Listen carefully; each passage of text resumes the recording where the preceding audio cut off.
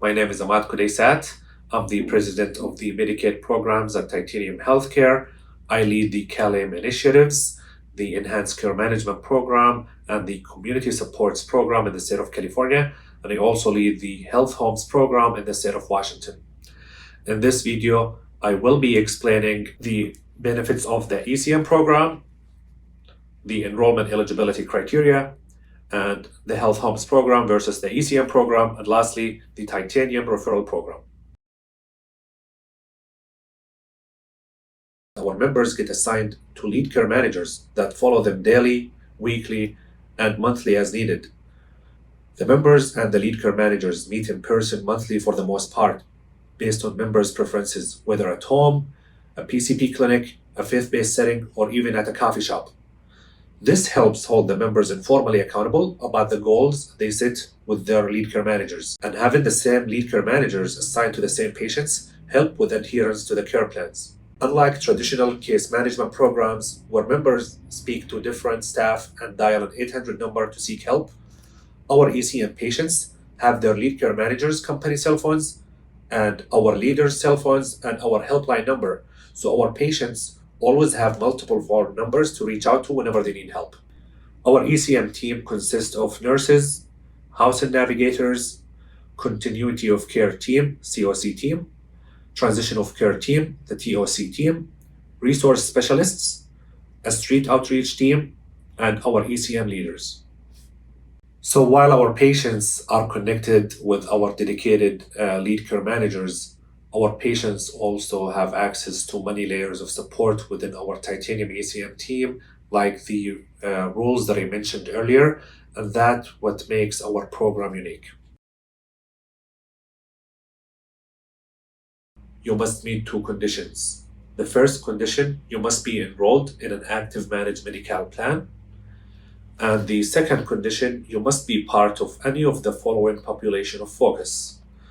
The first population of focus is the high utilizer, as known as the frequent flyers. And the second population of focus is the homeless population. And the third population of focus is adults with severe mental illness or substance use disorder.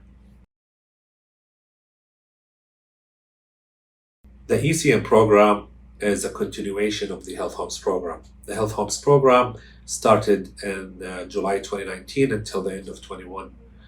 And during the Health Homes program, we used to get extensive lists of potentially eligible patients, whereas in ECM, the program is aimed to be a referral-based program.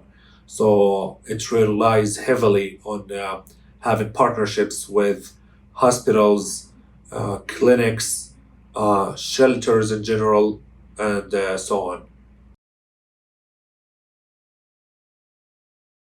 Yes, we have a referral program. Actually, we take pride in the simplicity of our referral program. We aim to ask for the bare minimum information from you, and we will do the heavy lifting to ensure the member is referred and enrolled in the program. You can choose any of the following 4 ways to refer patients to Titanium. The first method, have a Titanium staff round on your patients and work with your staff. And I will explain that in details. The second way is complete our refillable PDF form and email it to us. The third way is to complete our paper referral form and fax it to our number. And the last way is go to our HIPAA compliant website. We are partnered with Centinela Hospital Medical Center. We are also in the process of partnering with many other hospitals. Our staff are authorized to work with the hospital case managers and the discharge planners and the nurses, as well as the admitted staff to work on referral check and Medi-Cal eligibility. Our staff also work with the social workers and the case managers to review the census and round on patients who are deemed eligible and still admitted in the hospital. And to not miss the recently discharged patients, we call the members who have been recently discharged, like during the weekends or holidays, to make sure that we're reaching out to all the patients who are deemed eligible. And to ensure success of the referral program, our titanium staff round on hospital staff and patients to emphasize the benefits of the program. We also attend hospitals meetings and trainings for new hires to continue to educate the hospital staff about the program.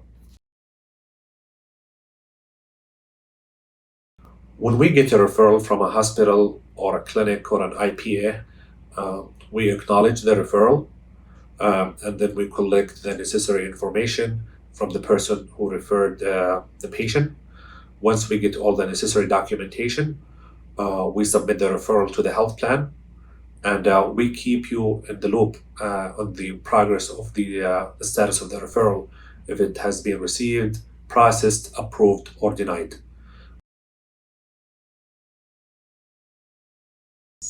Actually, we do. When we introduce the program to hospital staff and clinics, the staff in general complain about if it's another program that is gonna work with the patients and the staff, or the patients may not get the benefits that we hope the patients may get.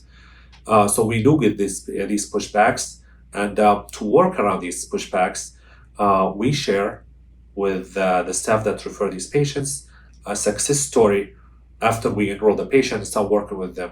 We don't share PHI, but we share the progress of the patients, if they're enrolled, what we have collected, how they progressed with, if the patient is homeless, where we at with securing a housing option for the patient, or the patient has food insecurity, what programs we refer the patients to and what they're benefiting from. If the patient has transportation needs, do we have a secure mean to set up the patient with, so they can attend to all of their specialists and doctor's appointments reliably, and so on.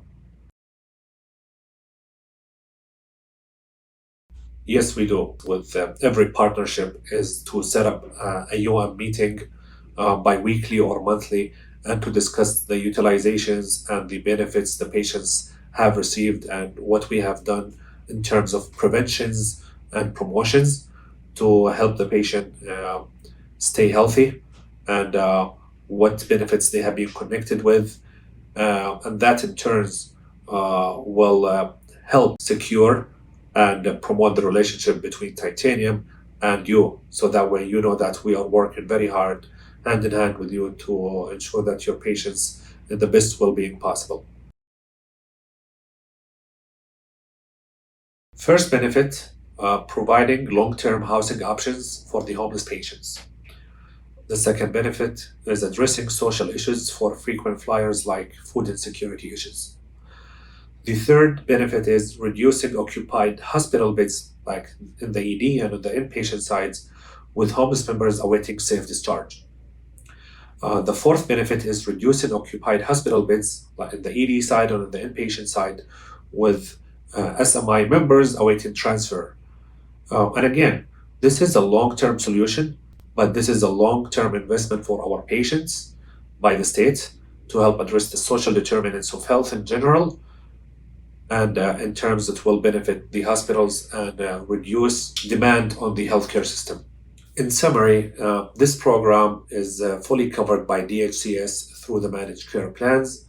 So I'm hoping that we can start working on a referral workflow and a program with your company soon. And I want to end this video with 3 of our many success stories that we really have on a daily basis. So I'll leave you with the success stories. Thank you.